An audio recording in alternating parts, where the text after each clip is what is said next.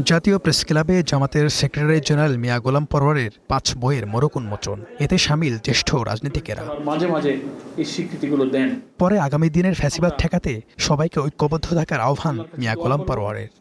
অত্যাচারের যে কালো রাত আমরা পার করেছি, জুলুমের যে কালো অধ্যায় আমরা পার করেছি, আমরা যেন জাতির সামনের দিনগুলোতে এই কালো দিন যেন আর ফিরে না আসে, সেই লক্ষ্যেই যেন আমরা একটা জাতীয় ঐক্যের মধ্য দিয়ে পথ চলতে পারি। এ সময় f্যাসিবাদের সময়ে নিজের জেল জীবনের অভিজ্ঞতা তুলে ধরেন শহীদ উদ্দিন চৌধুরী আনি। বলেন, দেশ গঠনে সংসদের ভেতরে বাইরে সব দলকে হাতে হাত রেখে কাজ করতে হবে।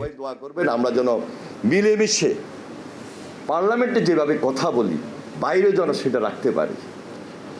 পার্লামেন্ট এবং বাইরের মধ্যে কিন্তু কিছুটা হলেও ডিফারেন্স আপনাদের মধ্যে আছে। প্রকৃতপক্ষে এই ডিফারেন্সটা থাকা উচিত না, কারণ ডিউ টু ফ্যাসিবাদের বিরুদ্ধে লড়াই সংগ্রাম আমাদেরকে চ্যালেঞ্জ দিয়ে করতে হয়েছে। পরে প্রধান অতিথির বক্তব্যে জামাতের নায়েবে আমির বলেন, ফ্যাসিবাদের সময়ে যারা নির্যাতিত তাদের কথা কেউ লেখেননি, সে ইতিহাস জাতির জানতে হবে। যারা জেলখানায় কোনো সুযোগ সুবিধা পাননি তাদের কথা কে বলবে, তাদের কথা কে লিখবে? তাদের কষ্ট কিন্তু আমরা জানি না, আমাদের সমাজের লোকটা জানে না, অথচ তাদের ত্যাগ কোরবানির মধ্য দিয়ে একটা পরিবর্তন হয়েছে।